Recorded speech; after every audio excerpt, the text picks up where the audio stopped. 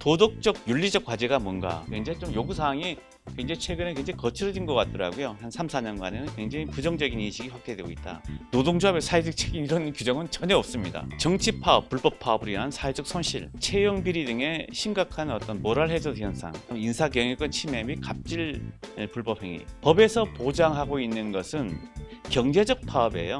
근데 정치적 파업이라든가 이런 동정 파업은 원칙적으로 불법 파업이 됩니다. 아무리 룰을 만들어도 룰을 지키지 않으면 의미가 없잖아요. 정리해고 비용이 114위, 고용해고 관행이 87위, 거의 뭐 최하 수준이다. OECD에서 이 10%의 노조들이 굉장히 자기의 어떤 기득권 지키려고 하고 있는, 그러니까 모든 계획에 다 반대하잖아요. 여기 보면 노조 간부의 공금횡령, 금품수수, 채용비리, 최근에는 성희롱까지. 이제 노조가 그런 걸 좀 안 했으면 좋겠다는 생각이 들어요. 서로 멱살잡이하고 강목시 뚫리고 이제. 안녕하십니까. 국민의힘 윤창현입니다. 자유시장경제 창달을 위한 일선 역할을 톡톡히 해내고 계신 자유기업원이 오늘 의미 있는 세미나를 개최합니다. 노조 개혁을 위한 입법과제 세미나 노조 사회적 책임을 다해야 한다의 개최를 진심으로 축하드립니다. 최근에 택배노조 간부 폭행 사건, 또 현대제철 비정규직 노조 본사 점거 사건 등등 노동자의 권익 향상이라는 본래 결사 목적이 퇴색되고 노조가 정치 파업과 법규상 쟁의 요건을 갖추지 못한 그런 불법 파업이 자행되고 있는 현실입니다. 촛불 정국 당시 노조에 빚을 졌다는 현 정부 들어서 무소불위 행태가 더욱 심화되고 있습니다. 특히 2016년 2,598건이었던 집회가 현 정부 출범 이후 2017년 3,720건으로 늘고 지난해에만 13,128건의 집회가 열리면서 4년 전 대비 5배 폭증했습니다. 문재인 정부의 친노조 노동존중 409연 약속이 정부의 조정 능력 상실과 국민 위에 노조가 군림하는 시대가 됐다는 그런 증표가 많습니다. 본질을 잃어버린 채 기득권을 놓지 않으려고 기타 근로자들의 경제적 사회적 지위를 위협하기에 이른 노조로는 어떤 정부가 어떤 노동개혁 정책을 추진한다고 해도 정상적인 정책 집행 자체가 요원합니다. 자신들의 이익만을 찾을 것이 아니라 기업과 같이 사회적 책임을 복귀하려는 노력이 필요합니다. 불필요한 파업과 과다한 임금 인상, 노동이사제를 필두로 한 집단 경영 간섭 등 집단 이기주의를 탈피하지 못한다면 노조는 노사관계 정상적 주체로서의 설 자리를 잃게 될 것이고 나아가 국가 경제와 국민 생활을 위협하는 그런 집단으로 변모할 수도 있습니다. 오늘 토론회를 통해서 노조 역할을 다시금 짚어보고 현행 노조 체제에 대한 제도적, 도덕적 개선안이 다양하게 도출되리라고 기대합니다. 가까우는 토론, 활발한 의견 개진으로 국회가 놓치고 있는 것은 없는지, 더하고 덜해야 될 것은 무엇인지 꼼꼼히 따져주시면 주제 발표를 포함해 토론까지 오늘 전달해 주신 고견들을 정리하고 살펴서 앞으로 의정활동에 잘 반영할 수 있도록 노력하겠습니다. 감사합니다. 우리 이 노조 개혁을 위한 입법과제 세미나를 개최하게 되었는데요. 우리 사회의 일원으로서 이 노조가 차지하는 비중이 상당히 커졌습니다. 법 위에 존재하는 것이 아니냐. 노조가 법 위에 이 법치 사회의 근간을 흔드는 존재로 이미 우리 건강한 생태계의 일원이라고 볼 수 없는 거 아니냐라는 우려가 커졌고요. 심지어 민주노총은 해체되어야 된다는 그러한 주장까지 나올 정도로 아주 심각한 상태임이 분명한 것 같습니다. 법 위에 존재하는 권력, 이렇게 특권적인 존재인 노조 그대로 방치할 수는 없지 않나라는 생각이 들어서요. 이러한 노조가 가지고 있는 원래 순기능이 분명히 있을 것입니다. 그래서 노조의 순기능을 살리면서도 현재 우리 사회에서 노조로 인해서 발생하는 이러한 부작용이나 또는 특권적 지위 또는 법 위에 존재하는 행태, 그리고 이런 불법적인 행태를 묵과해온, 그리고 관행적으로 인정해온 문화, 이러한 정치 문화가 어떻게 개선돼야 할지 이런 부분에 대한 생각을 한번 해보고요.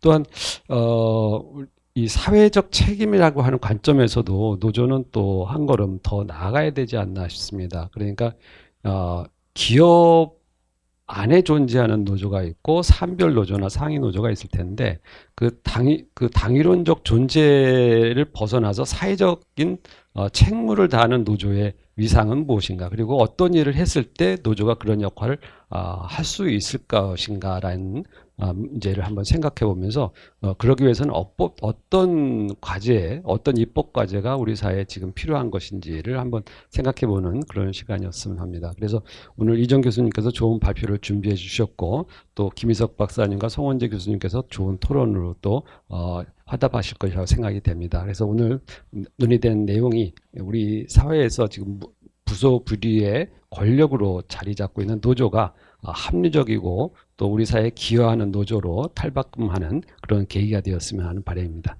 고맙습니다. 뭐 ISO란 말을 많이 들어보셨을 거예요. International Organization for Standard에서 주로 이제 여러 가지 사회적 단체, 사회적 기구에 대한 그 표준화 작업을 하는 그런 기구가 되겠는데, 거기서 2010년도에 IS 26000이라는 이런 그 다큐멘터리를 통해 가지고 각 조직에 대한 사회적 책임을 선언한 바가 있습니다. 여러 가지 뭐 단체가 많은데, 환경 단체도 있고 뭐 여러 가지 기업도 있고 여러 단체가 있는데, 그때 언급한 것 중에 하나가 노사관계에 대한 이런 그 사회적 책임을 언급을 했습니다. 그래서 노사관계니까 기업에 대한 사회적 책임, 그다음에 노동조합에 대한 사회적 책임이 있겠는데, 아까 제가 말씀드린 것처럼 기업의 사회적 책임에 대해서는 아카데믹한 그런 논문도 많이 나온 걸로 알고 있습니다. 많지는 않지만 그래도 특히 이제 경영하신 분들은 많은 관심을 갖고 있는 것 같더라고요. 근데 노조의 사회적 책임이라는 거는 제가 이 서베이한 바로는 고려대학교에서 한 사람 정도가 박사학위를 썼고요. 거의 뭐 석사학위도 없고 논문도 거의 없습니다. 그래서 사실 이 부분은 저도 자신이 없는 부분 중에 하나인데, 아까 제가 말씀드렸다시피 노동조합의 어떤 개선책을 조금 우회전 방법으로 접근을 하다 보니까 그 USR이라는, 그래서 노조의 사회적 책임이라는 이런 테마에서 조금 분석을 해볼까 합니다. 자, 그러면 간략하게 이게 법적 개념이 아니고요, 일반적 개념입니다. 노동조합의 사회적 책임이 뭐냐 하면은 여기 적혀 있는 것처럼 조합원들의 이해를 대변하고 권익을 보호하는 역할을 넘어서 그 이상의 어떤 사회적 책임을 해야 된다. 굉장히 추상적이고 포괄적인 그런 의미로 해석을 할 수가 있을 것 같습니다. 그래서 이런 그 노동조합의 사회적 책임을 다하기 위해서는 여러 가지 그런 그 덕목이 있을 텐데, 하나가 이제 도덕적인, 윤리적인 어떤 그런 과제가 있을 것 같고요. 그 다음에 법 제도적인 그런 과제가 있을 것 같습니다. 아까 제가 ISO 말씀드렸는데, 국제표준화 기구에서 시민단체, 정부, 노사단체에 적용될 수 있는 사회적 책임을 7개 핵심 과제로 선정해서 발표한 바가 있습니다. 특히 기업 같은 경우는 뭐 지배구조, 뭐 환경, 공정운영, 이해관계 당사자, 여기에 많이 포함되겠죠. 근데 노동조합에 대해서는 구체적으로는 얘기를 하지 않았지만 굉장히 좀 포괄적으로 노동조합도 인권이라든가 노동, 환경에 다 포섭될 수 있으리라고 저는 생각을 합니다. 근데 아까 제가 외국의 경우를 좀 소개를 하려고 했는데 시간이 좀 제한이 되어 있기 때문에 그냥 약간의 움직임만 말씀을 드리겠습니다. 거기 밑에 소개된 바처럼 싱가포르의 NTUC라는, 이게 싱가포르 노총이에요. 노총에서는 아시아 존에서는 일본과 이 싱가포르가 그래도 조금 적극적으로 하고 있는 것 같아요. 일본 같은 경우는 랭고라 그래서 이게 그 보수 진보가 통합한 그런, 우리나라 같은 민주노총, 창노총을 합한 그런 거대 단체인데, 여기서는 뭐 진작부터 하고 있고요. 그 다음에 스페인의 최대 노총인 CCO 같은 경우도 주로 이제 스페인 같은 경우는 굉장히 특화되어 있는 것 같더라고요. 환경이라든가 이쪽에 사회 그 운동 같은 걸 하고 있고, 미국에는 AFL-CIO 같은 경우는 주로 이제 지역 사회에서 어떤 사회 운동을 하고 있는 걸로 알고 있습니다.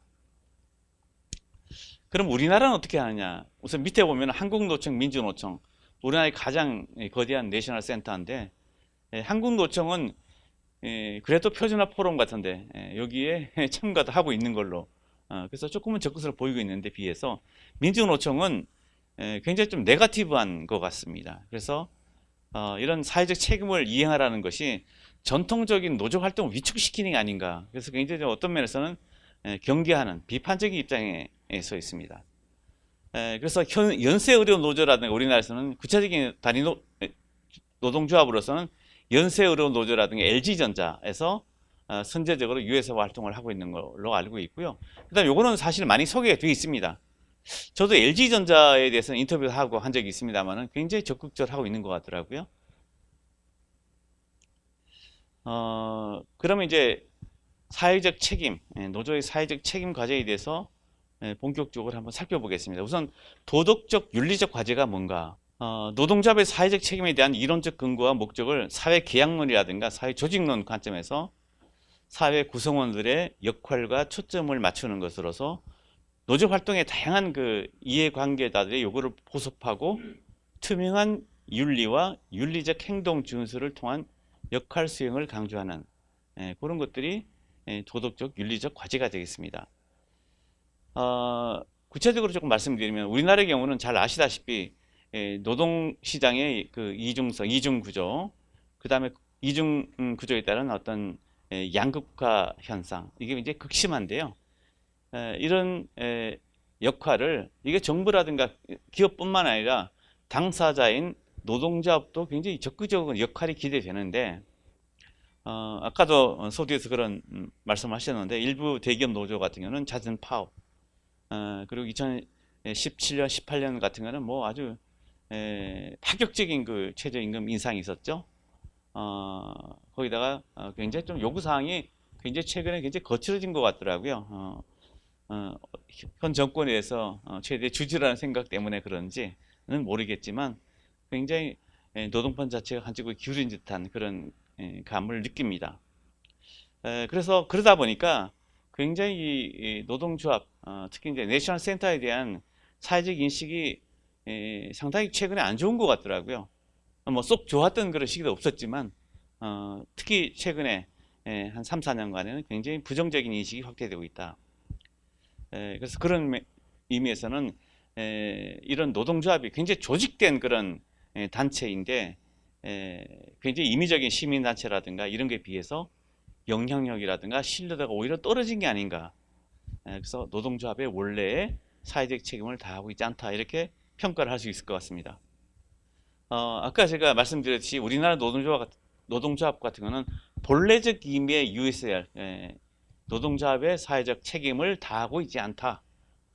그 노동자의 본래적 활동이라는 것은 아까 제가 말씀드린 것처럼 노동시장의 어떤 이중구조, 빈부격차, 소득격차 이런 걸 해소하는데 이익을 담당해야 될 그런 일방 당사자임에도 불구하고 그런 부분에 대해서 눈을 감고 있다. 뭐 물론 이제 구호를 외치기도 합니다만은 제가 보기에는 거의 진정성이 좀 부족하지 않는가, 그렇게 생각을 합니다. 한 가지 예를 들면 최저임금을 뭐 인상을 뭐 거의 30% 정도 17년, 18년 했지 않습니까? 언뜻 보면은 어떤 최저임금을 인상하게 되면은 근로자들의 생활 수준이 높아지고 굉장히 좋아질 것 같지만, 경제학이라도 경영하시면 잘 아시겠지만 그 때문에 일자리 잃은 사람이 더 많습니다. 그래서 그런 면에서는 오히려 자기네 어떤 기득권을 지키려 하는 것이 아닌가 하는 그런 의심을 해볼 수 있습니다. 그래서 본래적 의미의 유해사 활동은 조금 미흡하고 대신 인권 활동이라든가 환경 활동, 지역사회에 대한 봉사, 이런 일회성 또는 이벤트성 사회공헌이 주류를 이루는 것이 우리나라 노동조합의 유해사다, 실체다, 그런 얘기예요. 그러니까 연말연시 되면 뭐 이렇게 불우이웃 없는 연탄 나르기라든가 수해면 뭐 이렇게 복구 작업에 도와준다든가 그런 것들은 노동조합에서 굉장히 부수적인 그런 활동인데 그게 메인이 되고, 정말 노동조합이 해야 될 그런 부분은 굉장히 등한시하고 있는 게 우리나라의 실체다. 외국에 비해서 그렇다는 얘기입니다. 그 다음에 제가 윤리적 도덕적 과제를 간단히 말씀드렸는데 굉장히 어떤 면에서 뜬구름찬 얘기가 될 거예요. 당연한 뭐 도덕 윤리 시간에 하는 얘기 같은. 근데 지금부터는 제 전공을 좀 살려가지고 법 제도적인 과제는 뭐냐. 그래서 아까 제가 말씀드렸지만 사회적 책임 안에는 여러 가지 책임 윤리가 포섭될 수 있는데 그 중 하나가 법적 이런 책임도 포섭이 될 수 있습니다. 그래서 노조의 사회적 책임에 대한 그런 규정은 실정법이 없습니다. 무슨 우리나라 노동법 하면 근로기준법이라든가 노동조합법이 있는데 거기에 노동조합의 사회적 책임 이런 규정은 전혀 없습니다. 그렇긴 하지만 헌법이라든가 실정부에서 노동조합에 대한 기본권을 보장하고 있는 한편 그 실행 방법에 대해 구체적으로 여러 가지 규제를 하고 있습니다. 그런 노동 관련법으로부터 이러한 노동조합의 어떤 법적 책임을 유추할 수 있지 않을까 하는 게 제 생각입니다. 그래서 한 4가지 정도로 제가 나눠 보겠는데요. 특히 문제가 되는 부분, 첫 번째가 정치 파업, 불법 파업으로 인한 사회적 손실. 두 번째는 채용 비리 등의 심각한 어떤 모랄 해저 현상. 그다음에 인사 경영권 침해 및 갑질 불법 행위. 기타 이렇게 한번 나눠서 보겠습니다. 첫 번째 정치 파업 및 불법 파업이 인한 사회적 손실. 이건 뭐 저보다 설명을 안 들어서 잘 아실 것 같습니다. 그 우리나라 노동조합법에서는 파업을 하는 경우에 여러 가지 절차적인 규정을 두고 있습니다. 그러니까 파업을 하기 전에는 노폐이기 때문에 반드시 파업에 참가할 근로자들의 찬반 투표를 얻게 되어 있어요. 그 다음에 파업에 들어가기 전에 조정 절차를 거쳐야 되고 노동위원회라든가 그 다음에 회사 측에 어떤 불이의 그런 데미지를 입히지 않기 위해서는 사전에 얘기를 해야 돼요. 여러 가지 그런 규칙이 있거든요. 그 다음에 또 하나는 필수 유지 업무라고 있습니다. 예를 들면은 어느 날 갑자기 철도 파업에서 전철이 움직이지 않으면 패닉 상태가 되겠죠. 전기, 수도, 난방 이런 것도 생활 필수 부분인데 이런 것들이 일시에 파업하게 되면은 생활이 어렵게 됩니다. 그 다음에 특히 병원 같은 경우에 응급 환자는 있기 마련이에요. 그런데 마취실이라든가 응급 의사라든가 이런 사람들이 파업을 하게 되면 거의 뭐 목숨을 잃게 되는, 그래서 필수 유지 업무라고 있거든요. 반드시 해야 되는, 예를 들면 파업을 하더라도 30%의 이 필수 인원들은 반드시 가동해라든가 이런 게 있습니다. 좀 그런 룰을 지키지 않는다든가 이런 불법 또는 최근에 두드러진 게 사실 노동조합은 법에서 보장하고 있는 것은 경제적 파업이에요. 근데 정치적 파업이라든가 이런 동종 파업은 원칙적으로 불법 파업이 됩니다.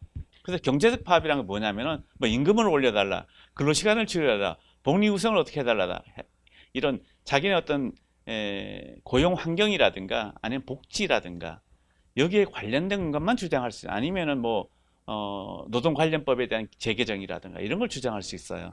근데 사드 배치라든가 이런 거는 완전히 정치적 파업이거든요. 그다음 뭐 얼마 전에 광화문에서 나섰던 분들도 잘 아시겠지만 정치권에 대해서 물러나라, 뭐 타도하자는 것들은 이건 전형적인 정치 파업입니다. 근데 그 이후에 그분들이 주역이 됐잖아요. 한 번도 법적 책임을 제가 물었다는 얘기를 신문이나 텔레비전 통해서 들은 바가 없습니다. 광화문에서 얼마나 했습니까? 다 정치 파업, 불법 파업이거든요. 그래서 어떤 면에서는 법 제도적 과정 중에 가장 중요한 포인트가 이 부분이 아닐까.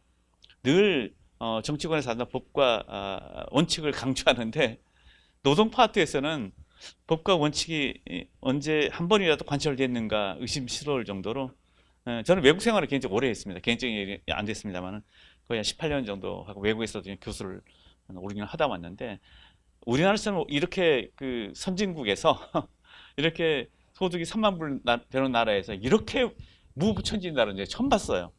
그래서 그 원칙이 지켜지지 않는 한 이런 노조의 사회적 책임까지 뭐 이걸 아무리 해도 요구를 하지 않는가. 왜냐하면은 아무리 룰을 만들어도 룰을 지키지 않으면 의미가 없잖아요. 운동장 선수들 뛰고 있는데 거기 룰이란 게 있습니다. 그죠? 그 룰을 선수들이 지키지 않으면은 심판이 무슨 의미가 있습니까? 그래서 그런 생각이 듭니다. 잠깐 제가 옆으로 샜습니다만은 거기에 그 WEF라고 요게 세계 경제 포럼입니다. 세계 경제 포럼에서 발표한 국가 경쟁력 순위가 있는데 그 중에 노동 관련 쪽만 이제 거기 발표를 하게 되면은 노사 협력 부분이 140개 중에서 124위. 뭐 이거 경제 신문에서 많이 인용하는 그런 것들이죠. 이 정도 되는 것 같으면 뭐 해외 투자가들이 과연 한국에 투자할 수 있을까? 엄청난 리스크 때문에 저 같으면 망설여질 것 같죠. 그 다음에 정리해고 비용이 114위. 고용 해고 관행이 87위, 거의 뭐 최하 수준이다 OECD에서. 어저께 그 야당 후보 토론회를 봤는데 고용의 유연성을 갖고 뭐 서로 막 싸움하더라고요. 고용 유연성이 다시 뭐냐 뭐 얘기하니까 한 사람은 뭐 고용 유연성이 해고가 아니냐, 근데 반드시 해고는 아니다 뭐 이거 막 다투는 것 같던데, 그만큼 우리나라는 해고 비용이 비싸다는 얘기예요. 물론 이제 미국 같은 나라에 비하면 뭐 우리는 규제 덩어리잖아요. 근데 규제가 많다 하는 대륙적 국가, 예를 들면 뭐 프랑스라든가 독일이라든가 이런 나라에 비해서도 우리나라는 더 스트릭하게 되어 있는 게 현실입니다. 잘 아시죠? 미국은 at will이라 그래서 아무런 이유 없이 그냥 자르잖아요. 거기는 뭐 트럼프 같은 그 대통령도 자기 보좌진을 카톡으로 날리잖아요. 너 잘렸어, 내일부터 오지 마. 백악관에 볼 일 없어. 그게 해고거든요. 근데 우리는 그렇게 되지 않잖아요. 이게 노동법에서, 근로기준법에서 엄격하게 규제를 하고 있습니다. 예를 들면 기업이 아주 어려운 경우에도 경영상의 필요성이 있어야 돼요. 회사가 옛날에는 도산 필시, 도산 일보 직전 회사가 넘어갈 정도 돼야 구조조정할 수 있다는 게 옛날에 대법원 판례였습니다. 근데 조금 바뀌긴 했는데, 배가 완전히 뒤집어질 정도 돼야 이제 사람이 뛰어내리라고 이제 허락을 하는 거예요. 그게 첫 번째 요건이고, 두 번째는 구조조정을 하기 전에 사람을 내보내기 전에 뭐 여러 가지 조치를 하는 얘기예요. 사전적으로. 예를 들면 뭐 광고 비용을 줄인다든가, 뭐 아웃소싱한 걸 다 자르라든가, 비정규직을 먼저 해고시켜라든가, 희망퇴직을 바르라든가, 뭐 신규 채용하지 말고 여러 가지도 한 다음에, 그 다음 세 번째 하는 게 뭐냐면은 해고자 선정에 대한 이 공정성을 또 요구를 해요. 아무나 하는 게 아니라 왜 이 사람을 해고시키느냐, 거기에 대해서 회사가 디펜스를 해야 돼요. 정당성 인정돼야 됩니다. 그 다음에 마지막은 노동조합을 설득해야 돼요. 회사가 어려운데 그 네 가지 절차 밟다보면 세월 다 지나가 버려요. 그만큼 어렵게 되어 있습니다. 그러다 보니까 여기에 정리해고 비용이 114위가 되는 거예요. 그 다음에 그런 해고하려면은 37위. 그래서 우리나라의 근로자가 과로사 하는 숫자가 많다 그러는데, 제 생각에는 근로자 과로사 숫자만큼, 산업재해로 죽는 숫자만큼 경영자들 요즘 너무 경기 어렵잖아요. 자살한 숫자도 아마 그 정도 될 거예요. 많으면 마치 적지 않을 겁니다. 근데 그런 거에 대해서는 별로 관심이 없잖아요. 아무튼 굉장히 노동시장 자체가 경직돼 있다. 그럼 뭐 악조건을 다 가지고 있잖아요. 불법 파업과 정책 파업이 횡행하는데 이런 고용시장 자체도 굉장히 경직화되어 있다. 그 다음에 이제 이것도 하나 문제. 우리나라에 사실 그 노조 조직률이라는 게 10% 조금 더 됩니다. 물론 이제 퍼블릭 섹터 같은 거는 뭐 70% 정도 굉장히 좀 조직이 높지만, 민간 부분은 그러다 보니까 굉장히 낮아요. 근데 이 10%의 노동조합이 사실상 노동조합을 대표하는 그런 형국을 띠고 있습니다.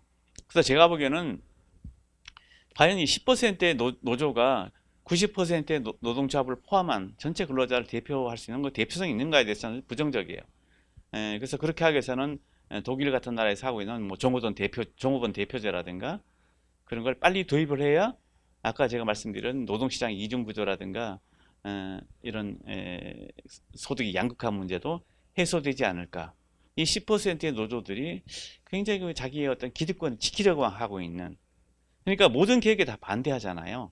직무성과급에 대해서는 선진국은 다 하고 있습니다. 직무성과급. 근데 직무성과급에 대해서는 결사 반대잖아요.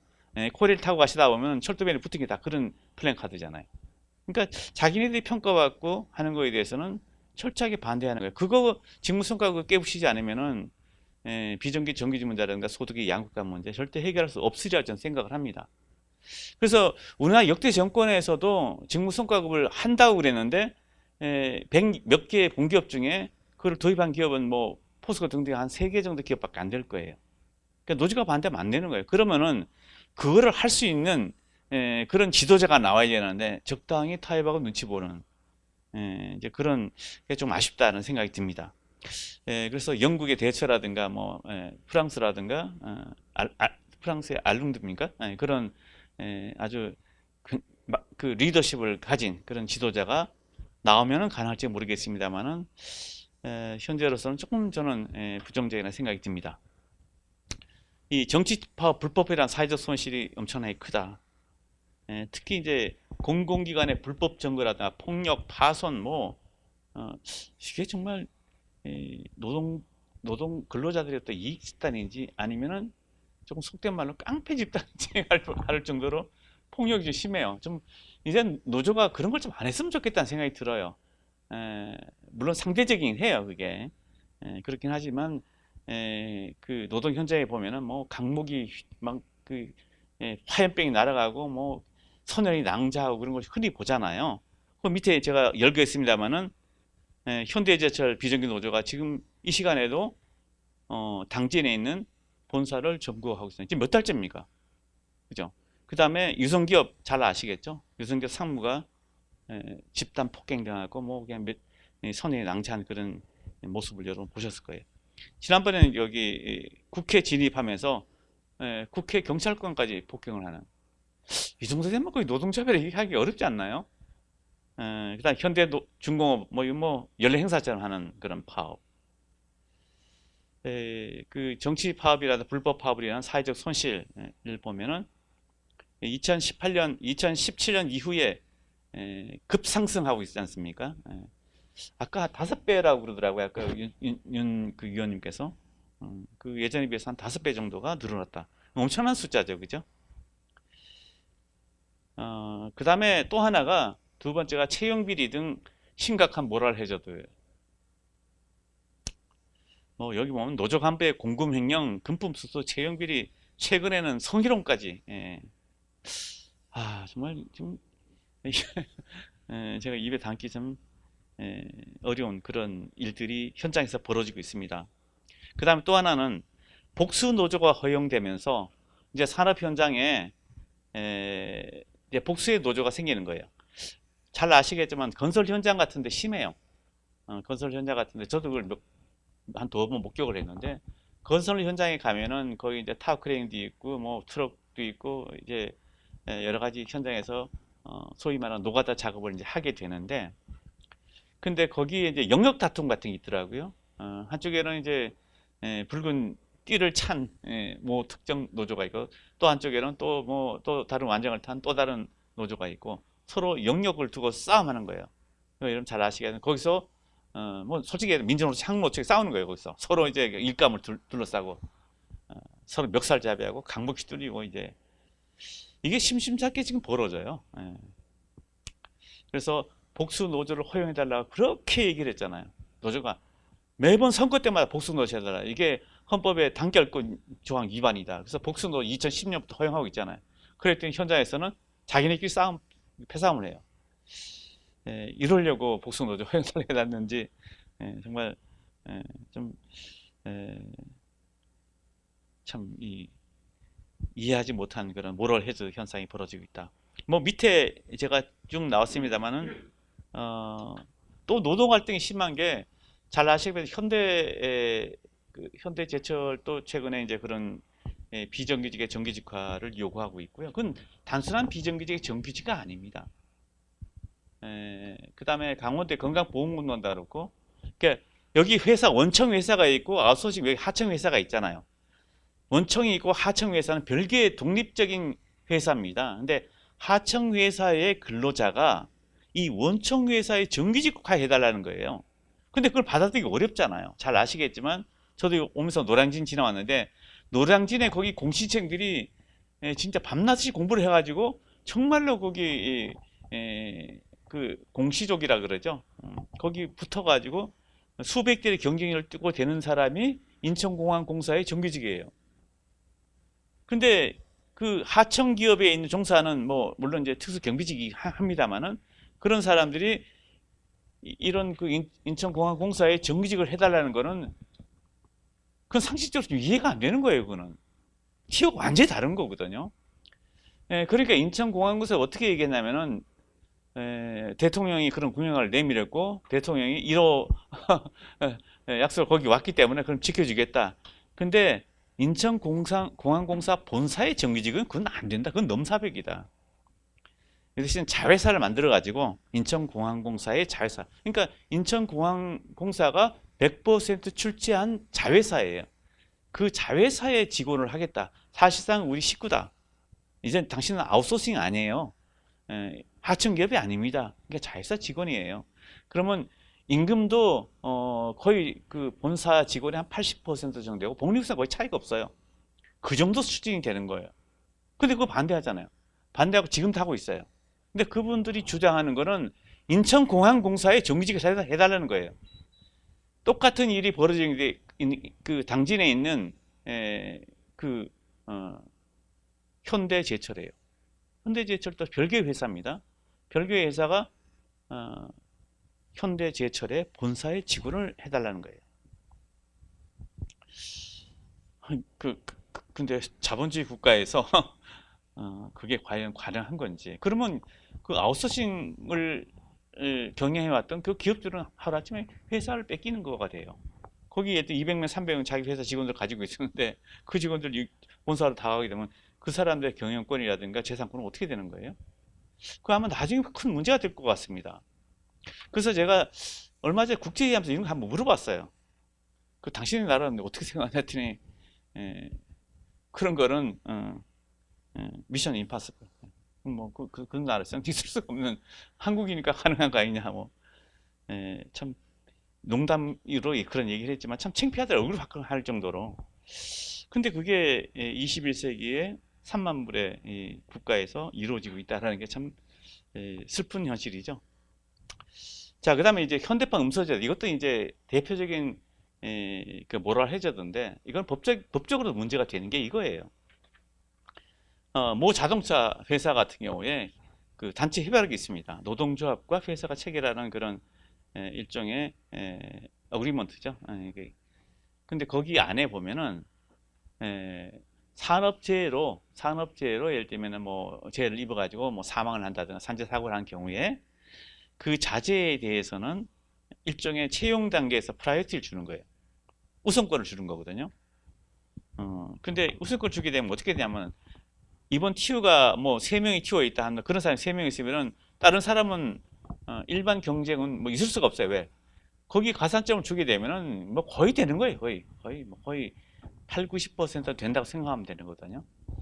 그래서 그거를 이제 저는 회사 측에도 문제가 있어요. 왜 거기 사인을 해줬는지. 단체별이라는 게 일방적으로 만들어지는 그런 다큐멘트가 아니에요. 노사가 거기다 서명 날인해야 이제 법적인 효력을 갖는 건데 거기 했단 말이에요. 그렇게 했는데 하고 나서 보니까 이게 너무 심한 거예요. 그러니까 본전 생각이 나가지고 철회를 한 거예요.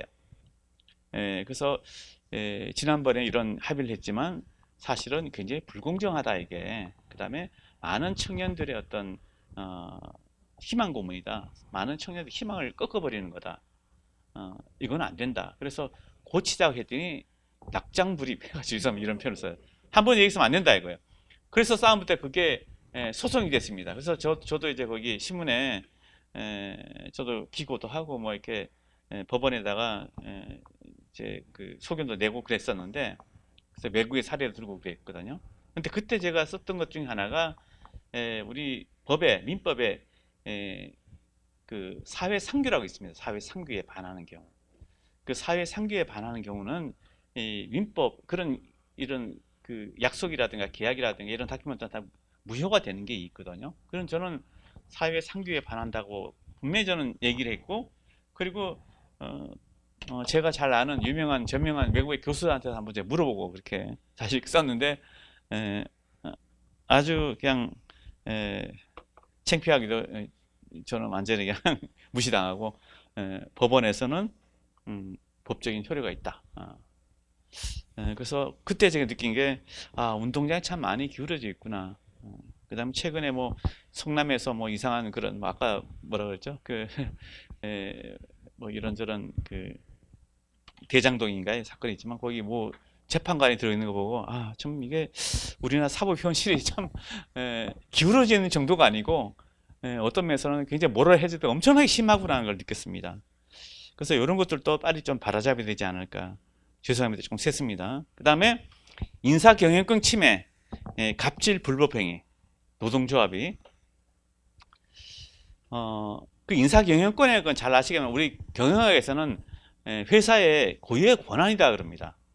대표적인 경영권이 예를 들면 그런 것들이거든요. 이번에 새로운 아이템을 가지고 이걸 시작할 것인가, 아니면 뭐 자동차를 이런 신종을 개발할 것인가, 아니면 동남아시아에 진출할 것인가, 이런 거를 어떤 정책적인 결정, 정책이 결정하는 이게 경영권이거든요. 근데 경영권에 대한 도전을 하는 게 이제 우리나라의 노동조합이에요. 그다음 인사권이라고 있습니다. 인사권이라는 것도 일단 누구를 몇 사람 채용할 것인가, 어떤 기준을 채용할 것인가, 이거는 기업의 권리입니다. 우리 회사가 경영이 이 정도 잘 돌아가는데 이번에 AI 전문가를 몇 명 모집하겠다, 아니면 뭐 생산직을 몇 명 이번에 줄이겠다 하는 건 경영적 판단이에요. 이거는 기업 경영자가 그 리스크를 갖고 있기 때문에 자기가 자기 책임을 판단하는 거거든요. 근데 노동자가 그 숟가락을 놓는 거예요. 뭐 채용하면 된다 안 된다, 생산을 죽여라 뭐 살려라. 하나 예를 들면은 저도 그런 얘기 듣고 깜짝 놀랐는데, 모 자동차의 회사에 뭐 이런 얘기하면 금방 아시네. 펠리세이드라고요. 차가 참 잘 나가거든요. 주문이 굉장히 많아요. 신청하면 몇 달 스탠바이 해야 돼요. 그러니까 지금 안 나가는 차가 또 있어요. 그게 뭐 소나타인가 뭔가 있는데, 소나타는 뭐 해가지고 제가 기업을 비하할 이유는 없습니다만, 그래서 그거를 거의 땡처리 수준으로 싸게 팔고 막 그러더라고요. 그러니까 이 라인을 체인지해야 되잖아요. 그렇지 않나요? 안 팔리는 차종을 없애고 이 컨베이어 벨트를 잘 나가는 차로 이렇게 바꿔야 되는 거예요. 기업을 한 사람은 다 그렇게 생각할 거예요. 자, 안 팔리는 찐빵 대신에 잘 팔리는 팥빵을 바꾸는, 그거는 뭐 주방장이나 지배인이 그렇게 하면 하는 거예요. 사장이 그렇게 하면 하는 거거든요. 근데 펠리세이드로 바꾸는데 반대하는 거예요. 그래서 못 하고 있어요, 지금. 그게 우리나라 현실입니다. 제가 거짓말 같은 신문 검색하면 바로 나옵니다. 그게 우리나라 현실이다. 그래서 이게 어디까지 경영권이고 어디까지가 인사권인지 노동조합이 전혀 감이 없어요. 그러니까 채용 문제도 아까 제가 인사권이라고 했는데, 채용하라 말라 하는 것도 노동조합이 간섭을 하게 된다. 그래서 거기 구체적인 통계가 나와 있는데, 박스 안에 보면은 지난 정부에서 위법 불합리한 단체 협약 조항을 전수조사한 적이 있는데, 저도 일부 참여를 했는데 2215개 중에 거의 50% 반수 이상이 고용노동부가 개선 권고를 했음에도 불구하고 안 하고 있는 거예요. 특히 이제 공공부문의 노동조합 같은 경우는 인사라든가 예산에 관한 사항에 대해서는 못하게 돼 있어요. 단체 협약으로. 왜냐하면 공무원 같은 경우는 그 예산이 정해져 있잖아요. 국가에서 정하는 거예요. 그게 노사가 결정하는 문제가 아니에요. 그다음 공무원 숫자 같은 것도 채용을 몇 명 할 것인가 줄일 것인가는 그건 정부가 결정할 것이, 그 노사가 지방자치단체가 정할 문제가 아니에요. 그런 것들이 단체 협약에 들어있다는 얘기예요. 그러니까 단체 협약 장하시는 분들도 너무 무책임한 거예요. 뭐 3년에 3년 하다가 임기 끝나면 가버리면 되는지 몰라도 그렇게 하면 안 되는 거죠. 그런 거는 저는 축출해야 생각을 하는데, 그런 게 반수 이상이 있습니다. 그다음 민간 파트 같은 경우도 마찬가지예요. 아까 H자동차 말씀드렸는데, 그런 게 그 요소야대 때, 지금이 아니고 옛날에 요소야대 때, 그때 특히 87년 전에 해가지고 그런 게 많이 생겼어요. 그 다음에 이제 기타 노조 사회적 책임 영역 보면은 노조도 국가 정책 일부분에 참여할 권리와 의무가 있습니다. 대표적인 게 경제사회노동 경사노위라 그러죠. 이게 있고요. 그 다음 노동위원회 같은 게 있어요. 노동위원회다 보면 노사정으로 3자 구성이 되는데, 거기도 보면 노동단체에서 오거든요. 근데 그 중에서 하나만 들면은 경사노위, 경제사회노동위원회 같은 경우에 출범 9개월 동안, 이제 10개월, 12개월 되나요? 9개월 동안에 제대로 한 게 하나도 없어요. 아마 제 기억에 한 거라고는 탄력적 근로해서 3개월, 6개월을 늘린 것 정도? 정도가 아닐까. 그래서 무용론이 제기되는 가운데 제2기가 출범했습니다. 근데 거기 경사노위잖아요. 경사노위에서 한쪽 축이 그 노동조합이에요. 근로자 단체거든요. 한쪽은 이제 사행자 단체고, 이제 정부 측이 공익이고. 근데 얼마 전에 이제 우리나라 제1노조가 됐다는 민주노총 같은 경우는 98년도에 잠깐 출범할 때 잠깐 나왔다가 99년대 IMF 이후에 정리해고 법제가 도입이 됐거든요. 그거 반대하면서 탈퇴해가지고 현재까지 보이콧하고 있습니다.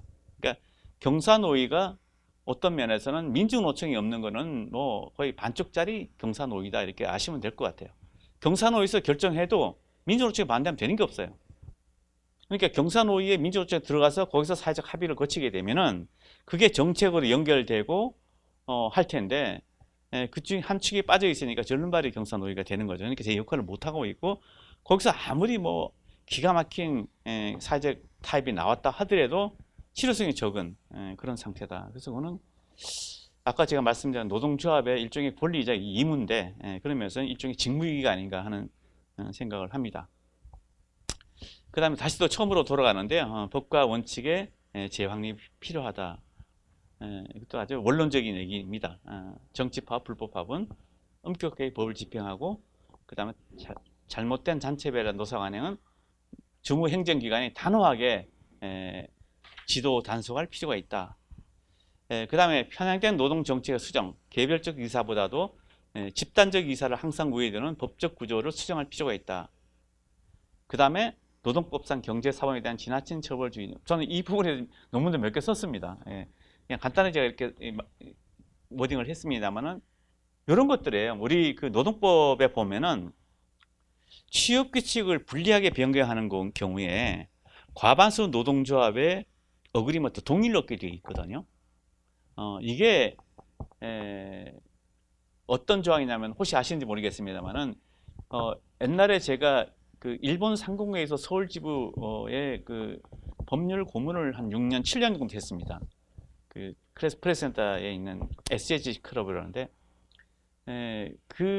거기 뭐 여러 일본 도요타부터 일본 대기업도 다 들어있잖아요. 근데 매년 해마다 우리나라 정부에 올리는 건의사항 제1호가 바로 이 조항이에요. 근로기준법이 있는데 뭐냐면은 취업규칙을 불리하게 변경하는 경우에 과반수 노동조합의 동의를 얻게 돼 있어요. 그러니까 예를 들면 이런 거예요. 우리 회사는 이 연공급제가 안 맞아요. 그래서 성과급제를 바꾸고 싶은 거예요.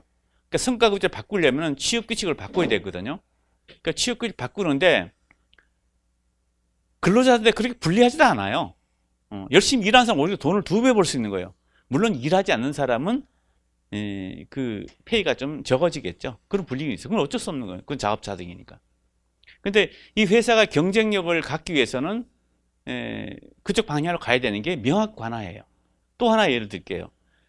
우리나라도 이제 초고령 사회가 됩니다. 65세 노인이 이제 25 이상이 되는데 한 5년 정도 후에는 그러면은 이 고령 사회에 대비하기 위해서는 정년 연장은 이거는 필수적인 과제를 생각하면 이미 정치적으로 이슈가 되고 있잖아요. 물론 기업이 반대하는 이유는 제가 압니다. 근데 이거는 세계적인 트렌드예요. 고령화, 저출산 고령화. 근데 생산 인구가 감소해요. 근데 이번에 대응하기 위해서는 그냥 지금 연공급제를 그대로 두고 예를 들면 근속연수가 길어지면은 월급이 따박따박 호봉이 올라가는 이 구조에서 또 5년, 뭐 6년 이렇게 정년 연장하게 되면 기업 다 넘어집니다. 그런 정년 연장은 있어서도 안 돼, 있을 수도 없어요.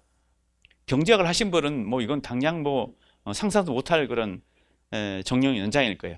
그걸 하려면은 임금 피크제라든가 임금 체계를 수정해야 돼요. 그러니까 예를 들면 일본 같은 나라는 지금 70세까지 고용이 연장되거든요, 사실상. 65세가 정년이고 법정 정년이 됐고. 근데 65세 정년하고 66세가 되면은 임금이 거의 60% 거의 절반 수준으로 떨어져요. 그래도 나는 일을 하겠다는 사람은 일을 하는 거예요. 나는 일하기 싫으면 일 안 하면 되는 거예요.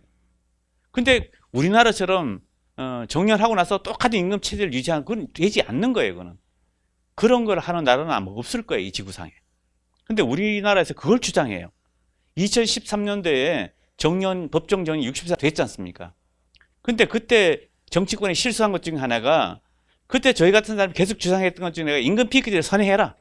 임금 피크 한 다음에 그 다음에 법적 정년을 연장해야지 법부터 먼저 선행하게 되면 임금 피크 실패한다. 그런데 실패했잖아요. 임금 피크 했던 기업도 다시 돌아갔어요. 왜? 다른 기업 다 안 하는데 왜 우리가 왜 해? 공기업도 안 하는데 왜? 세금으로 운영하는 기업도 안 하는데 우리가 왜 해? 안 합니다. 그런 다음 대선 때 또 분명히 나올 거예요. 이게 또 나올 건 말이에요. 근데 또 나오는데 여러 가지 부분이 있는데 고용 형태라든가 저는 다 촉탁으로 해야 된다고 생각해요. 다 촉탁으로. 정년퇴직하고 나면 다 1년 계약, 뭐 1년 계약 이런 식으로 촉탁을 하고 임금 피크제를 도입해야지 임금 체계를 완전히 바꿔야 돼요. 그렇지 않고 지금처럼 이런 장기 근속 연공급 체제에서 정년만 뭐 65세 늘어난다? 그럼 청년들 다 죽어납니다. 그래서 요게 이제 첫 번째 편의 노동 정책이고, 그다음 두 번째는 경제 사범에 대한 지나친 처벌주의. 그러니까 우리나라 제가 노동법을 뭐 30년 정도 공부를 하고 있는데 노동법 보면 꼭 형법을 보는 것 같아요. 이건 노동법의 형법이에요. 예를 들면 부당노동 행위라고 있거든요. 그러니까 노조하는 사람 노조하지 마. 예를 들면 이런 발언을 좀 했잖아요. 이건 해서는 안 되는 발언입니다. 이거 부당노동 행위라고 그래요. 그러니까 노동조합 활동에 대해서 개입한다든가 하는 건 지배 개입이라 그러거든요. 아니면 노조 활동하면은 가만 안 둘 거야. 이게 분리 취급이라서 이거는 부당노동입니다. 이거는 일본이나 뭐 미국이나 그 법에서도 부당노동 행위에 해당되는, 이거는 해서는 안 되는 회사의 행동입니다. 근데 우리나라에서는 일본이나 미국 같은 경우는 그렇게 하는 경우는 노티스라든가 아니면 경고 정도로, 뭐 기껏해야 아마 손해배상 정도 금전적으로 해결합니다. 근데 우리나라 2년 이하 징역입니다. 그래서 지금 깜빡이 된 사람 많아요. 옛날에는 그렇게 하지 않았는데 아까 제가 기울어진 운동장 하에서 뭐 S그룹 같은 경우도 뭐 계속 뭐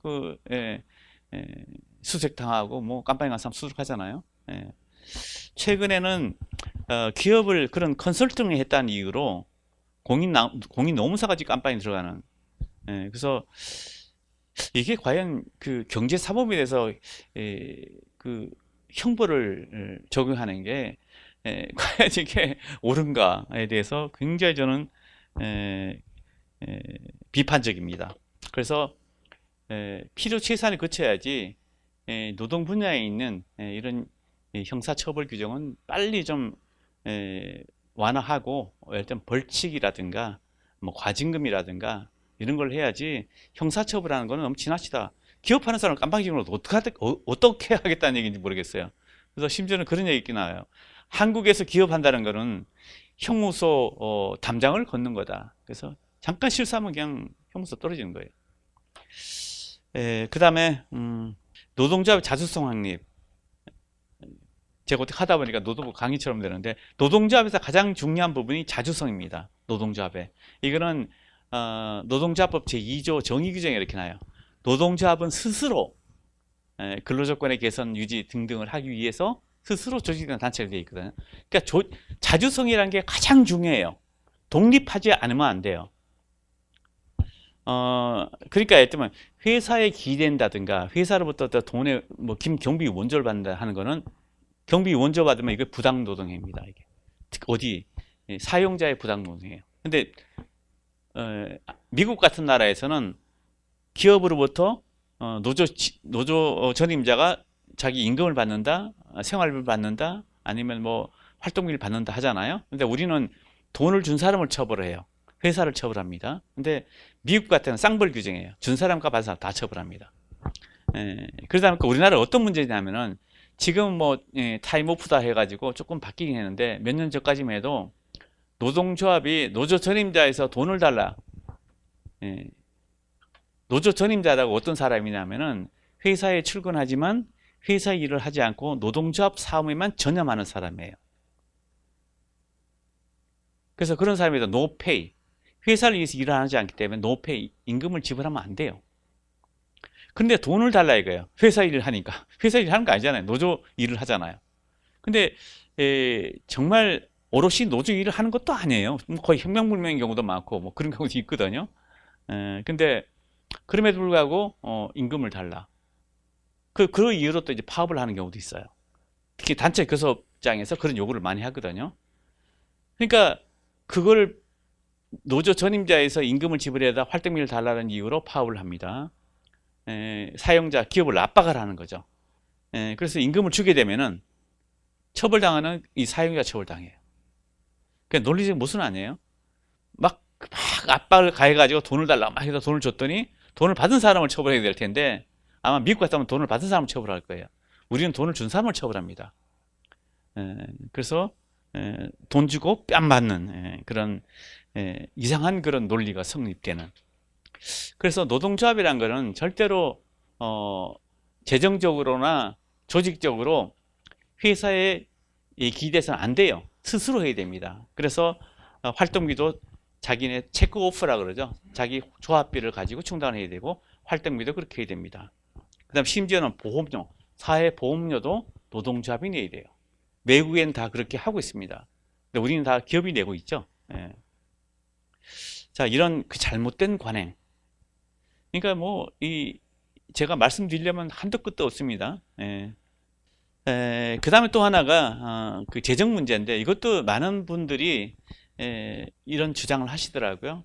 노동조합은 들어가는 건 알겠는데 그게 어디에 사용되는지 그걸 전혀 알 수가 없다. 1년에 얼마나 받는지도 명확하지가 않다. 근데 우리나라의 영리법인이고 비영리법이고 최근에 굉장히 이게 이런 문제를 해결을 클리어하게 하려면 큰 문제가 돼요. 저도 학회장을 몇 개 했습니다만 학회 같은 경우도 수시로 이 감사가 들어옵니다. 학회비 등등에서 돈을 얼마를 받았느냐, 그 다음 지출을 어디에서 어떻게 했느냐, 그걸 요구받거든요. 근데 노동자분은 우리나라에 아까 제가 말씀드렸지만 민주노총만 해도 뭐 100만이 넘죠. 한국노총 100만이에요. 뭐 수백만의 그런 조직된 근로자 단체임에도 불구하고 그게 클리어하지 않다.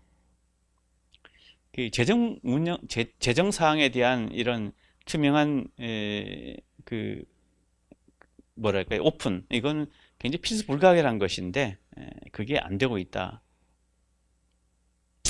그 현행법 제가 아까 여기 잠깐 적어놨는데요. 현행 노동조합에서는 그 노조 대표가 회계감사를 하여금 6개월에 한 번 노동조합의 모든 재정 용도, 주의한 기부자 성명, 격리 상황 등에 대해서 회계 감사를 한 다음에 조합원한테 공개하게 되어 있고, 행정관청이 요구하는 경우에는 이를 보고하도록 되어 있습니다. 근데 행정관청이 요구한 적이 있는지, 만약 요구했다면 그 결과를 오픈한 적이 있는지. 물론 노동조합 같은 경우에 그 단합대회라든가 1년에 한 번씩 뭐 총회를 한다든가, 아니면은 그 조합원 임원 선거할 때 늘 보면 이런 얘기를 하더라고요. 근데 그때 나오는 게 이 재정 얘기가 제일 많이 나오잖아요. 그래서 우리나라는 이게 재량적 사항에 요구하는 경우에 응할 수 있다. 뭐 요구하지 않으면 응하지 않아도 된다는 얘기거든요. 그러다 보니까 이런 재정적인 부분이 클리어하지 않다. 근데 일본 같은 나라는 이게 의무적 사항으로 되어 있어요. 반드시 노동조합이 1년간 돈이 얼마 들어갔고 얼마가 나갔고 어디에 썼다는 것을 반드시 하게 되어 있습니다. 그래서 아주 영세한 노동조합에 대해서 요구하지 않는데 연간 수입이 8천만 엔, 그러니까 우리나라 한 8억 정도 되면은, 우리나라는 법에서는 5억 정도를 하고, 5억 정도 우리나라가 5억입니까? 근데 8억 정도가 되면은 반드시 하게 의무적 사항이 되어 있습니다. 그래서 마지막이 되겠는데요. 뭐 전반적으로 제가 도덕적, 윤리적, 일단 법적인 과제에 대해서 말씀드렸습니다만은, 그 전에 노블리스 오블리제, 그 노동조합의 어떤 윤리적인 이런 가치관의 재정립이 필요하지 않겠는가. 기업 경영의 파트너로서 불필요한 파업이라든가 과다한 임금 인상 등은 자제를 하고 노사 간의 어떤 신뢰관계가 형성될 필요가 있는데, 이게 지금 신뢰관계가 지금 깨졌다. 그게 문제가 되겠죠. 그 다음 집단적 이기주의에서 탈피해서 이중적 노동시장이라든가 소득의 양극화 문제 해결에 앞장서고, 그렇게 함으로써 국민, 소비자, 시민 사회로부터 사랑과 신뢰를 받는 그런 노동자로 재탄생될 필요가 있지 않을까 하는 생각을 합니다. 뭐 제가 노동법을 전공하는 사람이 주전했게도 이게 사회학, 노동사회랄까요? 그냥 노동경제 하시는 분들이 하는 부분에 대해서 발표를 해서 조금 제가 부실했던 부분이 있더라도 용서를 해주시고요. 혹시 미흡했던 부분이 있으면 질문해 주시면 제가 성실하게 답변을 하도록 하겠습니다. 경청해 주셔서 감사합니다. 마치겠습니다. 사회적 책임이란 걸 이렇게 노조한테도 요구하는 것 자체는 그 우리 사회가 노조가 결코 이제 약자가 아니다는 생각이 상당히 많아졌다는 측면에서 노조와 관련된 법을 이제 서서히 고치는 분위기가 좀 무르익었다. 이제는 어떤 그런 의미가 여기에 담겨 있다고 생각하고, 그래서 그런 점에서는 참 바람직한데, 아까 이제 법과 원칙을 바로잡아야 된다 이런 말씀을 하셨는데, 실은 그것에 숨어 있는 뜻은 실은 노조가 자기들끼리 공동의 이익이나 뭐를 위해서 노조에 아까 최승로 원장님이 순기능 말씀도 하셨는데, 틀림없이 나름대로 자기들 공통의 이해관계를 누군가가 대변해서 말을 해주면 그 거래 비용이랄까, 경제에서 말하는 그런 것도 줄인 측면도 있을 텐데, 지금 현재는 그런 역할을 하는 게 아니라 아까 뭐 인사라든가 경영에서 결정할 그런 문제까지도 간섭하고, 심지어 이 현대판 음서제라 그랬나요? 그런 게 들어가지 말아야 될 인사 문제까지 몇 명을 뽑고 이런 게 거기 들어가고 뭐 이렇게 돼 있는, 한편으로는 이게 자기가 할 일이 뭔지, 그다음에 자기가 책임져야 될 부분이 뭔지, 이런 것들이 흐리게 돼서 되는 측면이, 그것만 바로잡으면, 법과 원칙이 서면 실제로 많은 문제가 풀릴 거라고 생각합니다. 그래서 이번에 뭐 얼마 전에 그 SPC 빵 배달 문제 그거 가지고 난리를 쳤다. 나중에 엉뚱하게도 SPC가 그 저기 배달이 안 돼서 생긴 피해를 갑자기 엉뚱하게 자기들이 다투어서 생긴, 민노총하고 관노총이 서로 다투어서 생긴 문제를 그 저기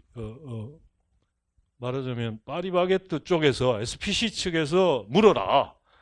뭐 아무런 거래 관계가 없이 주는 것도 없는데 엉뚱한 사람 보고 그렇게 하는데, 그게 이제 말이 안 됨에도 불구하고 그런 억지스러운 요구가 이때까지 법정이라든가 여러 군데에서 통했다는 뜻으로 저는 봅니다. 그래서 예컨대 우리가 예전에 코리안 타임이라는 게 있었어요. 많이 늦고 했는데 지금 다 잊어버렸죠. 오히려 빨리빨리 급하다 그러고 그러잖아요. 그죠? 완전히 한국 사람 굉장히 급한 사람으로 취급을 하는데, 실은 옛날에 우리가 농경사에 익숙해 가지고 아직 그 산업사회에 적응을 못했을 때는 한 시진 그래고 옛날에 뭐 그냥 한 2시간 내지는 뭐 이게 시간 단위가, 우리가 그 인식해야 될 시간 단위가 그렇게 빠르잖아요. 지금은 분을 다투는 그런 사회에 살고 있으니까, 그걸 놓치면, 예를 들면 뭐 어디 그 저기 뭐에 가입하기 위해서 순서대로 뭐 집어넣어야 되고, 또 강의 들어가기 위해서는 또 막 해야 되고, 그런 거에서 살에 익숙해져 가지고 이제는 분초의 의식을 하면서 살잖아요.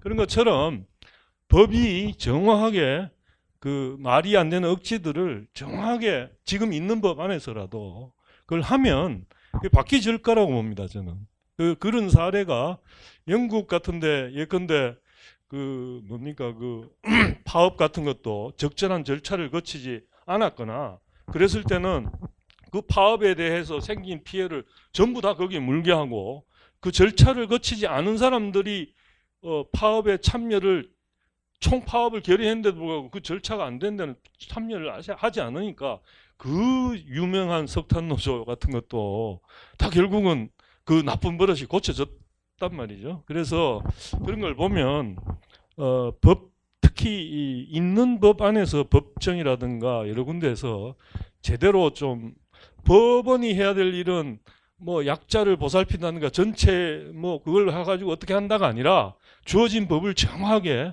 적용해서 판단해주고, 그 다음에 그 법이 모자라는 데가 있으면 이제 법을 개정하고 그래야 되는 거고, 그런 생각이 듭니다. 그래서 사실 그 사회적 책임이라는 걸 우리가 이렇게 사회라는 말을 붙여가지고, 이게 이제 약간 아까도 말씀하셨습니다만 이벤트성, 무슨 환경 뭐 등등 해가지고 이벤트적인 그런 걸 저기 노조나 이런 게 요구할 게 아니라, 한마디로 말씀을 드리면, 지금 이제 사회 분위기가 한편에는 학교 폭력 같은 걸 도저히 용납 못하는 그런 분위기가 있지 않습니까? 그래서 옛날에 어린 시절에 그냥 한참 철없을 때 했던 것조차도 책임을 묻는 그런 분위기가 있는데, 근데 완전히 그 저기 법이 없는 그런 말하자면 괴롭힘, 집단 괴롭힘, 그 다음에 뭐 법으로 볼 때 용납될 수 있는 그런 걸 하도 괴롭힘을 당하다가 누군가 저 택배점주가 결국은 저 극단적 선택을 했단 말이죠. 그런데 그게 일종의 제가 보기에는 일종의 그 아까 말씀하셨던데 일종의 약간 조폭 문화 비슷한 그래서 교환을 하는 게 아니라 상대하고 우리가 필요한 걸 내가 이런 걸 주고 내가 이런 걸 얻고 그게 아니라 어떤 권리랄까 이런 걸 강탈해도 된다는 생각이 좀 은연중에 스며 있는 게 아닌가 싶어서 이런 것부터 빨리 없애야 될 것 같다는 생각이 듭니다. 그리고 아까 노조화된 게 한 10%, 공공 분야가 70%라 그러셨나요? 그래서 민간 분야에는 그보다 훨씬 적으니까 평균 10% 정도 되겠죠. 그렇다면은 10%의 사람뿐만 아니라 노조원들 자체의 의무, 노조기 때문에 그 돈을 어떻게 썼고 그다음에 그 투표 결의를 이게 파업을 할지 말지 이런 걸 결의를 할 때 그 절차라든가 이런 게 민주화돼서 노조야말로 가장 민주화되어야 될 것이다. 그래서 그게 노조원의 뜻에 맞게 그게 아닐 때는 그런 결정을 해서 그걸 했을 때는 그 책임을 지도록 그런 결정을 해서 일어난 것에 대해서 법원이나 사회가 그걸 물어야 된다. 그래야 바뀔 거다. 그렇지 않으면 말로만 그냥 한다고 해서 되는 게 아니고 아까 코리아 타임 말씀드렸습니다마는 그게 없어진 게 말 때문에 말로 바꿔라 해서 바꾼 게 아니라 자기 스스로 그 시간을 못 지킬 때 이제 산업화 사회가 되다 보니까 입는 피해를 확실하게 인식하는 순간 바뀌는 거라고 생각을 합니다. 그래서 그런 게 필요하지 않나 싶고요. 그 다음에 아까 또 종업원 대표 말씀을 얼핏 하셨는데 사실은 거기에 대해서 조금 더 설명을 이걸 어떤 식으로 하면 좋을지 왜냐하면 아까 노조의 뭐 책임이랄까 그런 게 노조원에 대한 책임 그래서 회계를 분명히 하고 그다음에 그 사람들의 뜻에 맞게 파업을 할지 말지 그다음에 그 이익에 맞게 행동해야 되는 어떤 그런 측면에서 말하자면 주인 대리인 문제가 그 안에 있기 때문에 노조 민주화가 확실히 필요하고 그거 더하기 또 노조원이 있지만 비노조원도 있고 그 사람의 생각도 있는데 예컨대 노조원인 사람이 아니라고 해서 배제되고 대표성이 없어지는 어떤 그게 그것도 고쳐야 될 텐데 이걸 이제 법적으로 어떤 식으로 지금 이제 노사정 그러면서 민노총 한노총 민노총 빠져 있고 지금 한노총 한다는데 그러면 대표되지 않은 사람들 특히나 제가 경제학 하는 사람 입장에서는 예를 들면 최저임금 논의할 때 아직 취업 시장에 들어가지 못한 단순 노동력의 어떤 미취업을 대변하는 사람 없잖아요. 비노조원 대표자가 없을 뿐만 아니라 그래서 어떤 그런 문제도 사실은 좀 있고 그래서 그런 부분이 좀 궁금합니다. 사실은 조금 궁금하고 그래서 이게 이제 그 다음에 또 제 개인적으로는 아까 최저임금을 갖다 굉장히 많이 요구하는 게 마치 어려운 사람들을 돕는 무슨 솔리데리티 발로인 것처럼 하지만 그게 실제로는 그게 아니라 타인의 자기 결정권을 무시하는 거죠. 실은 아니 내가 더 낮은 임금이든 얼마든 나는 지금 급한데 내가 사는데 임금이 얼마든 시작하는 게 중요하고 그걸로 내가 결정해야 되는데 왜 당신들이 얼마 이하로는 일을 못한다고 왜 딴 사람이 결정하냐 이 문제 근본적인 문제가 있기 때문에 이걸 확실하게 해야 되고 사실은 이제 뭐 경제학자들이 흔히 얘기합니다마는 집값을 3억 원 이상으로 해주면 집주인이 다 좋아할 것 같으냐 아니라는 거죠. 왜냐하면 3억 원 이상 되는 집들은 수요가 더 몰려와서 좋지만 3억 원 이하인 집은 찾는 사람이 더 없어지니까 이게 최저임금이 그렇다는 이야기죠 결국은. 그래서 그런 점에서 제 생각에는 사회적 책임을 강조할 때 자기 노조원이라든가 같은 사람의 이익만이 아니라 그런 점에서 상당히 이런 사회적 책임을 요구하는 것은 의미가 있다고 생각합니다. 아무튼 지금 우리나라가 항상 아까 발표하실 때도 말씀하셨지만 노사관계, 노동시장 문제 이런 게 다른 나라에 비해서 많이 뒤쳐서서 경쟁력이 상대적으로 좀 떨어지고, 그리고 얼마 전에 뭐 한국이 글로벌 혁신 지수에서 굉장히 상당히 높게 나오고, 그다음에 또 얼마 전에 무슨 퓨어리오 상가 AI 경진대회 해가지고 상당히 그죠? 엔비디아인가 뭐 그거보다 그게 능력이 앞섰다 그러죠. 그런 게 나오는 거 보면, 그런데 또 보면 나중에 투자 매력도에서는 또 상당히 좀 처지는, 딴 나라에 비해서 그게 투자 매력도 떨어지는 이유 가운데 하나가 지금 오늘 발표하신 노동시장 문제, 노사관계 뭐 이런 게 아닐까 싶습니다. 그래서 이 분야를 잘 이렇게 개선한달까, 그렇게 하면 우리도 경제 쪽도 더 활발해지지 않나 싶고요. 그래서 저도 노조 운동이라든가 이런 거 하는 분한테 좀 호소를, 토론자지만 호소를 좀 하고 싶은 게, 우리 사회가 학폭이라든가 그런 괴롭힘 같은 걸 없애는 게 당연하고 그런 게 없어져야 당연한데, 그런 약간 정근대적으로 그 문제의 해결을 그런 식으로 노사관계라든가 이런 데서 하려고 해서는 안 된다. 노노 갈등도 마찬가지고 노사관계도 마찬가지고. 그래서 그런 방향으로 이렇게 변화하는데 노조도 적극적으로 좀 협조해야 된다. 우리가 뭐 그런 말씀을 좀 드리고 싶습니다. 예, 이상 토론을 마치겠습니다. 예. 또 제 생각을 좀 말씀드리겠습니다. 저는 학교에서 노동경제학을 가르칩니다. 네. 그 노동경제학에서 한동안 1970년대, 80년대 초까지만 해도 그 유니언에 대한 연구가 꽤 많이 있었습니다. 노동조합에 대한 연구가 많이 있었다가 어느 순간부터는 점점 사라지더니 요새는 거의 없습니다. 그 얘기는 결국 이 노동조합에 대한 연구자들의 관심이 줄었다는 얘기는 그만큼 연구할 만한 거리가 많이 없다는 얘기인 거고, 그렇다면 도대체 노동조합이 계속해서 있어야 할 이유가 무엇인가에 대해서 의문을 가지지 않을 수가 없는데요. 우리나라는 1977년에 노동조합 조직률이 25.7%에 달했습니다. 그때 피크를 찍었고요. 그리고 1980년대까지만 해도 그래도 20% 수준을 유지하다가 90년 이후부터는 이제 쭉 감소하고 현재는 약 10% 정도 수준을 유지하고 있습니다. 1997년 IMF 경제 위기 때 그때 노조 조직률이 잠깐 살짝 올랐고요. 그다음에 2008년 금융위기 때 또 노동조합 조직률이 살짝 올랐습니다. 아마도 그때 전반적으로 경제 위기가 올 때 또 우리끼리 똘똘 뭉치자라는 근로자들의 참여 의지가 좀 있었던 게 아닌가 싶은데요. 근데 그 뒤로 다시 또 외면을 받기 시작한 거거든요. 그러면 도대체 왜 그럴까에 대해서 생각을 해봅니다.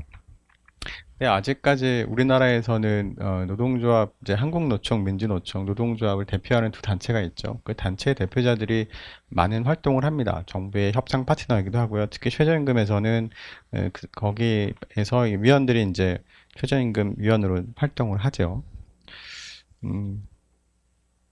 네, 그렇게 열심히 활동을 하는데, 그 다음에 이제 뉴스에도 많이 나오고, 뭔가 노조가 많은 활동을 하는 것 같은데 실제로 가입률은 얼마 안 되는 게 저는 좀 이상하다는 생각을 했고요.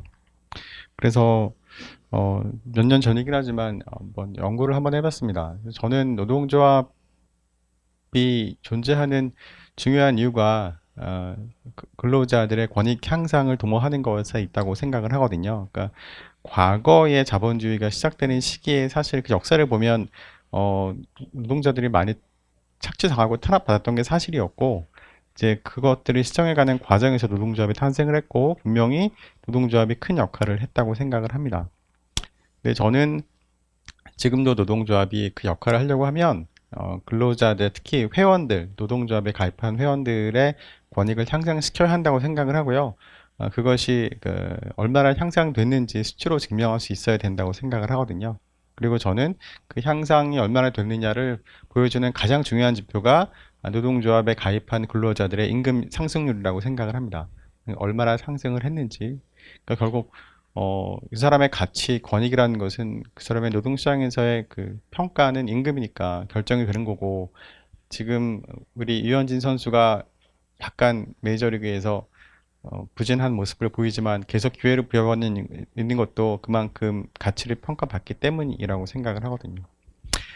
그래서 한국 노동 패널 자료를 가지고 한번 실증 분석을 해봤습니다.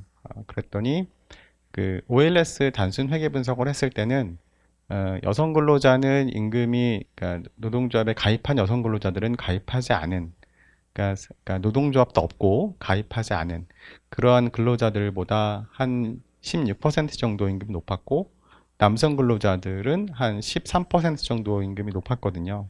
그래서 그걸 보면 노동조합이 근로자의 임금을 높여준 역할을 한 것이니까, 그것이 노동조합이 근로자의 생산성을 향상시켜 주었던, 아니면 기업과의 협상을 통해서 근로자의 몫을 더 많이 가져온 것이건 간에 무엇인가 효과가 있구나라고 판단할 수가 있을 텐데, 그런데 추정 모형을 바꿔서 그러니까 그 근로자의 보이지 않는 어떤 능력, 생산성을 고려한 모형을 추정했더니 그 노조의 임금 상승 효과가 싹 사라졌습니다. 그 얘기인즉슨 결국은 우리나라의 노조는 대부분 임금이 높은 대기업에 많이 포함돼 있고, 아까 조직돼 있고, 그러면은 그러니까 노조가 있다는 것뿐만 아니라 대기업이라는 곳에서는 고용의 안정성도 있고, 이 사회에서 바라보는 시선도 있고, 여러 가지를 봤을 때 많은 근로자들이 선호하는 그런 기업이죠. 그래서 지금 그러니까 취업 시장을 두드리고 있는 우리 대학 졸업자들, 예정자들도 지금 대기업 가는 것을 선호하는 이유가 분명히 있는 것이고요. 그런데 결국 대기업에는 그러니까 가고 싶은 사람 많고 경쟁을 통해서 능력이 뛰어난 사람들을 선발하겠죠.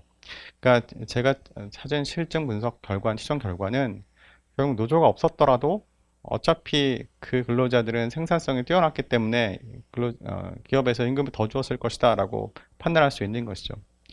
그러면 도대체 노조가 한 것이 무엇인가, 노동조합이 한 것이 무엇인가라고 질문을 던지지 않을 수가 없어요.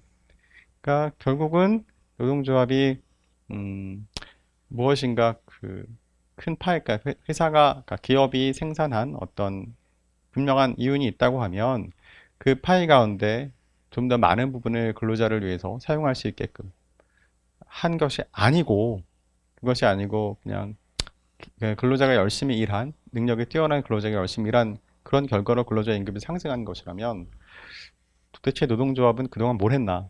라고 묻지 않을 수가 없습니다. 그래서 저는 노동시장 개혁을 위한, 지금 오늘의 주제가 노조 개혁을 위한 입법 과제잖아요. 그러니까 입법 과제에 대한 얘기를 할 때 지금 우리나라의 현재 노동 관련법, 근로기준법뿐만 아니라 노동 관련법이 어떻게 구성되어 있고, 그것이 어떠한 노동시장에 영향을 미치고 있으며 또 어떠한 왜곡을 일으키고 있는지에 대해 연구하는 것도 분명히 중요하다고 생각을 합니다. 근데 그에 앞서 도대체 노조가 무엇을 하는 단체이고 무엇을 해왔는지에 대해서도 알아야 될 것 같아요. 그러니까 너무 지금 아까 말씀하신 것처럼 재무 상태, 재정 상태에 대해서도 뭐 공개하지 않고 무슨 일이 어떻게 돌아가는지 알 수가 없는 상황에서 그런 상황에서는 정확한 진단을 하는 것이 어렵다고 생각을 하고요. 그래서 저는 이렇게 좀 호소를 하기보다는 그러니까 우리나라의 그 중요한 그러니까 노동조합 단체인 민주노총, 한국노총에 이런 제안을 좀 드리고 싶어요. 그러니까 그동안 단체 설립 이후에 어떠한 일들을 해왔으며 어떠한 성과가 있었는지 그것들을 자체적으로 한번 성과를 발표하는 발표회 같은 걸 한번 하셨으면 좋겠어요.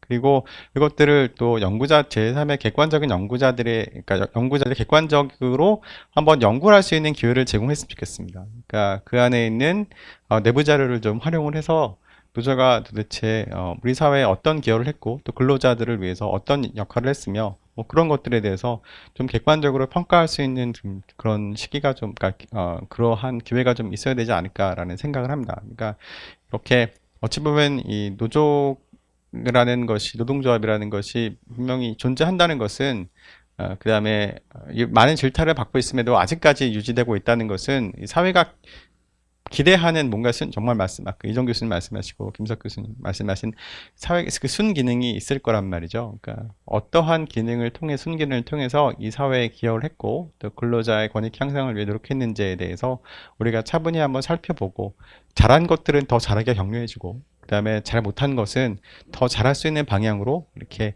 안내하고 협상할 수 있는 그런 기회가 왔으면 좋겠습니다. 이상 마치겠습니다.